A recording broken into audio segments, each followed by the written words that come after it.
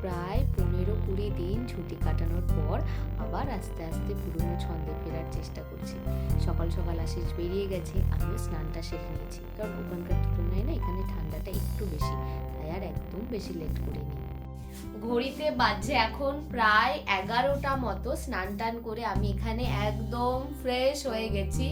আর ওয়েদারের কথা যদি বলি, সমুদ্রগড়ের থেকে একটুখানি ঠান্ডাটা বেশি, তবে খুব বেশি ঠান্ডা নেই, দেখতেই পাচ্ছ সোয়েটার ফোয়েটার পরিনি, অলরেডি গরমের জামা কাপড় পরা স্টার্ট করে দিয়েছি। আশিস আজকে একটুখানি আসতে লেট হবে, তো আমি ভাবলাম একটুখানি ছোট্ট করে একটা ব্লগ তোমাদের সাথে শেয়ার করা যাক। সেদিনকে শুটের পর আজকে 2 দিন পর আমি আবার ব্লগ বানাচ্ছি, কারণ প্রচন্ড ব্যস্ত ছিলাম, ঘরদোর পুরো একদম অগোছালো হয়েছিল, মোটামুটি একটুখানি আয়ত্তের মধ্যে এনেছি।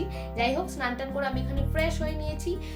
করব আজকে রান্না। আর একটা জিনিস তোমাদের সাথে না আজকে শেয়ার করব, আমি ওখান থেকে আসার সময় বিহারের জন্য কি কি খাবার দাবার বা টুকটাক মা কি পাঠিয়ে দিয়েছে, সেই সমস্ত কিছু তো তোমাদের সাথে কিছুই শেয়ার করা হয়নি, তাই ভাবলাম আজকের ভিডিওটাতে তোমাদের সাথে সেগুলো শেয়ার করে দেবো।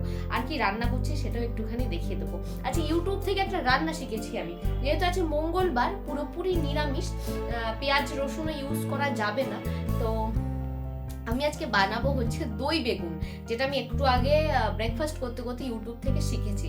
তো দেখা যাক রান্নাটা কেমন হয়, আর কি কি এনেছি, কি বৃত্তান্ত, গোটাটা তোমাদের সাথে শেয়ার করবো। সো ব্লগটা দেখতে থাকো।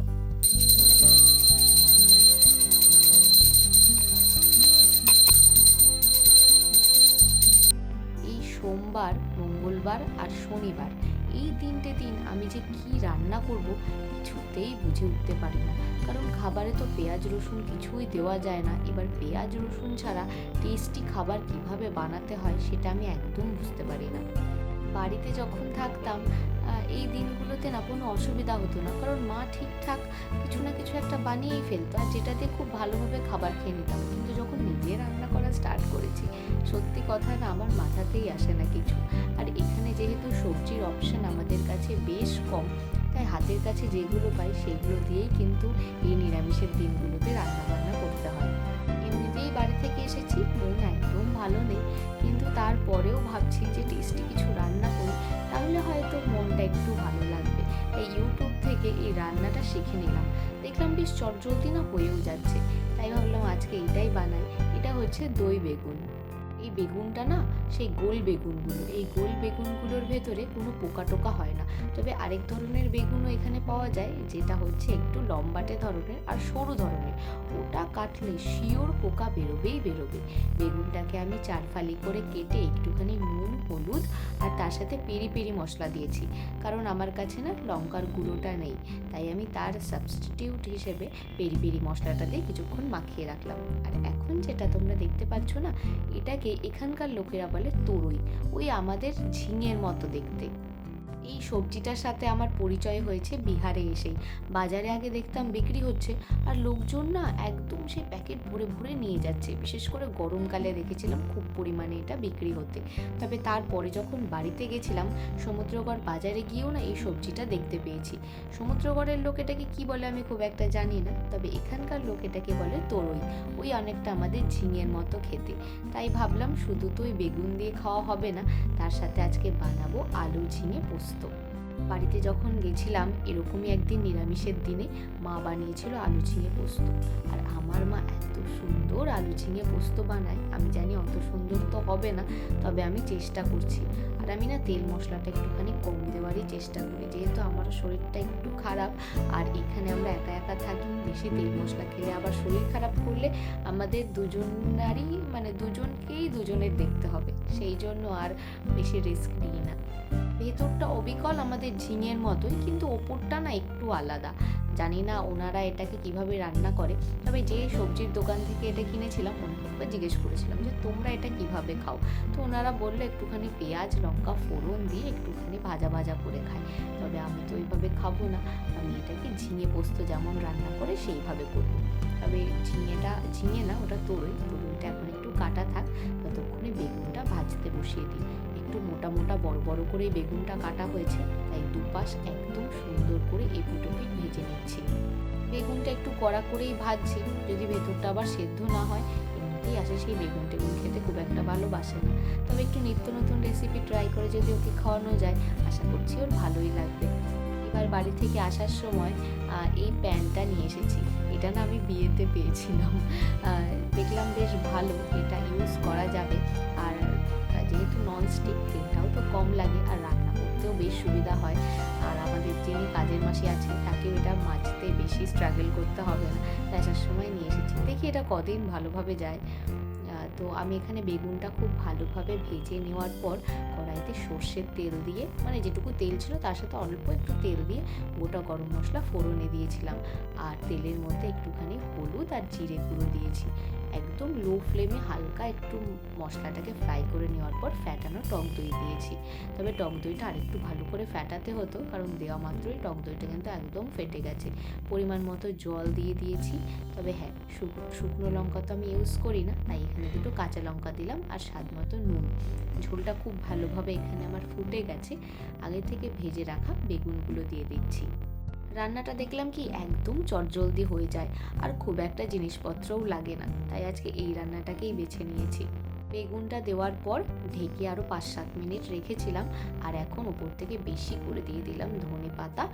আর যেহেতু নিরামিষ রান্না, পেঁয়াজ রসুন কিছুই যায়নি, তাই অল্প করে একটুখানি ঘি ব্যবহার করছি এখানে। গ্যাসের ফ্লেম কিন্তু আমি অলরেডি বন্ধ করে দিয়েছি। আর উপর থেকে আরেকটু গরম মশলা দিয়ে দিলাম। ব্যাস, দই বেগুন কিন্তু এখানে আমাদের একদম রেডি। দেখো, গন্ধ তো এখনো পর্যন্ত ভালোই বেরোচ্ছে, তবে আমি টেস্ট করার পরেই বুঝতে পারবো এটা কেমন হয়েছে। নুন মিষ্টি তো টেস্ট করেছি, যখন ভাত দিয়ে খাবো তখন পুরোপুরি বুঝতে পারবো। যেহেতু আশিস আজকে বাড়িতে নেই, আর এক জায়গায় বসে থাকলে না আরও মন খারাপ করছে।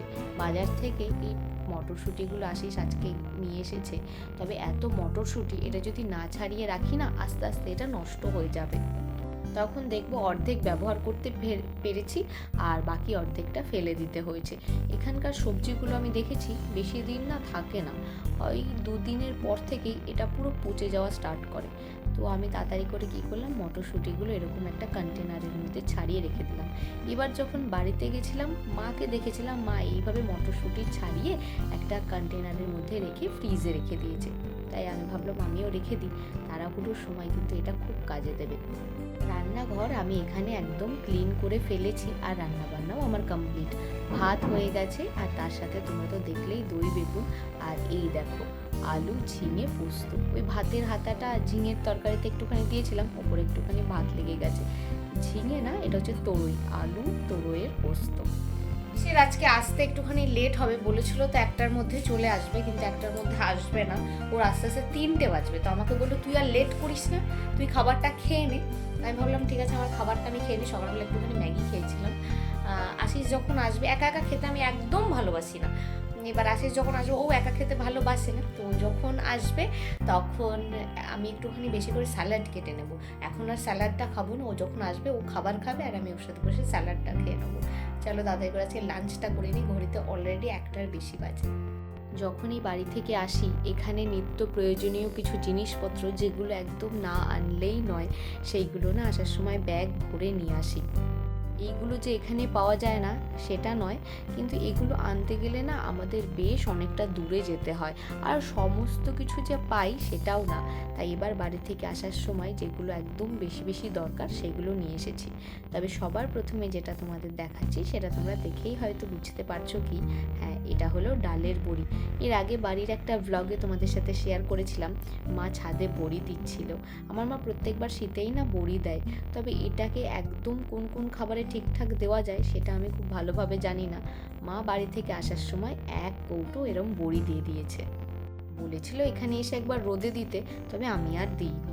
আর এটা হচ্ছে খেজুরের গুড়।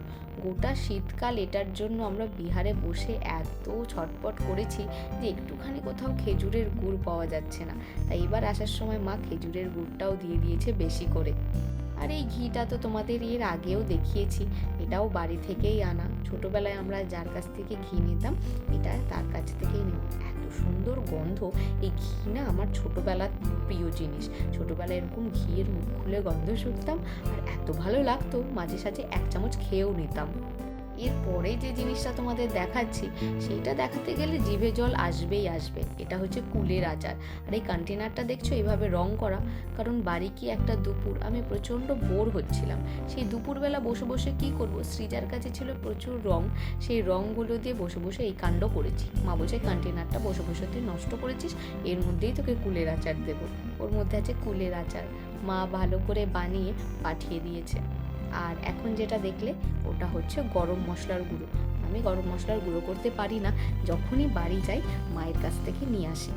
একটা শেজওয়ান চাটনির বড় জার এনেছি, আর এটা হচ্ছে গোলমরিচ। গোলমরিচটা নিয়ে আসার কারণ হলো এই যে মুখে ক্রাশারটা রয়েছে, এটা প্রচুর হেল্প করে, যেটা এখানে পাওয়া যায় না। প্রথমবার যখন বিহারে এসেছিলাম সমস্ত জিনিসপত্র দেওয়ার সাথে সাথে মা না একটুখানি ভাজা মশলা, তারপরে গরম মশলা, সবজি মশলা সমস্ত কিছু বানিয়ে দিয়েছিল, যাতে ওখানে গিয়ে আমার রান্না করতে কোনো অসুবিধা না হয়। একটুখানি পেরি পেরি মশলা নিয়েছি, আর মিক্স হার্ব নিয়েছি, তার সাথে নিয়েছি পিৎজা পাস্তা মিক্স, আর বিভিন্ন ধরনের না আচার কিনেছি। ম্যাঙ্গো পিকেল আছে, আর তার সাথে আছে মিক্স পিকেল। আমাদের এইখানটাতে মোটা মোটা চাউমিনগুলো পাওয়া যায়, যেটা খেতে আমি আর আশিস না একদম ভালোবাসি না, তাই আমরা ওখান থেকে সরু যে চাউমিনগুলো হয় সেটা নিয়ে এসেছি।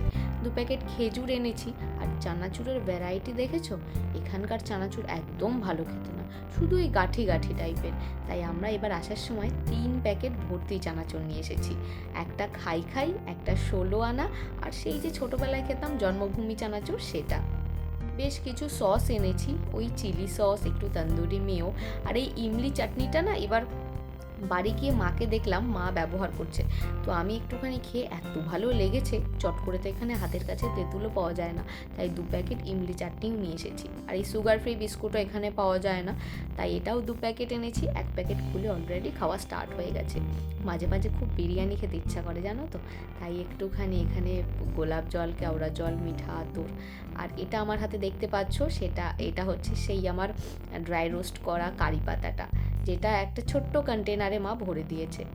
মোর সুপার মার্কেট থেকে এবার এরকম রাইস ইডলির ইনস্ট্যান্ট প্যাকেটগুলো নিয়ে এসেছি।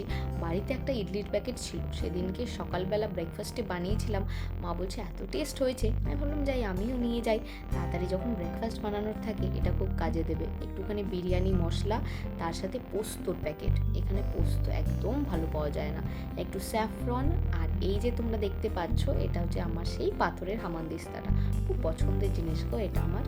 সবার শেষে যেটা তোমাদের দেখাচ্ছি সেটা হলো একটা স্টিমার।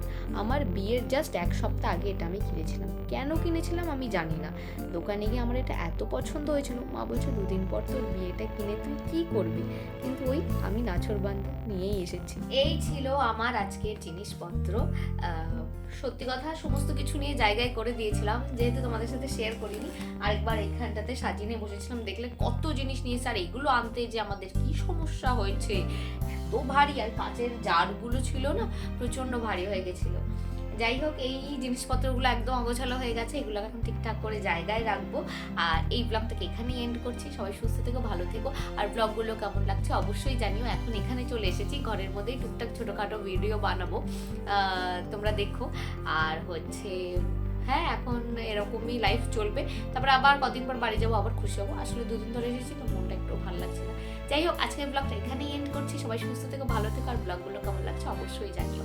দেখা হচ্ছে নেক্সট ভিডিওতে। একটা জিনিস দেখাতে একটুখানি ভুলে গেছিলাম, মানে প্রচণ্ড স্পেশাল একটা জিনিস, তো সেটাকে নিয়ে আসলাম।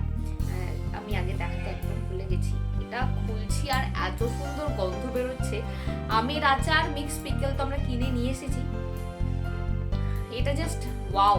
এটা হচ্ছে আশিস বাড়ি থেকে এনেছে, মেনলি ওর মাসি উত্তরপ্রদেশ থেকে ওর জন্য পাঠিয়েছে। বলতেই আমার জিভে জল আসছে। আমের আচার মানে অথেন্টিক বাড়িতে বানায় যে আমের আচার, মানে দোকানের আচার এর কাছে কিচ্ছু না। এটা খেতে এত টেস্ট, গরম ভাতে একটুখানি বিশেষ করে ঘি ভাতের সাথে এটা খেতে এত ভালো লাগে। যদিও এই খাবারটা আমি আশিসের কাছে খাওয়া শিখেছি, যেহেতু এটা বাড়ির আচার না, গাটা পুরো তেল তেল হয়ে রয়েছে, আমি এটাকে তাড়াতাড়ি গিয়ে রেখে আসি। এটা কিন্তু প্রচন্ড স্পেশাল একটা জিনিস, আর খুব খুব টেস্টি, মানে এত টেস্টি আচার আমি সত্যি কখনো খাইনি। তো হ্যাঁ, এটাও বাড়ি থেকে আসার সময় নিয়ে এসেছি, আর এটা আশিসদের বাড়ি থেকে এসছে।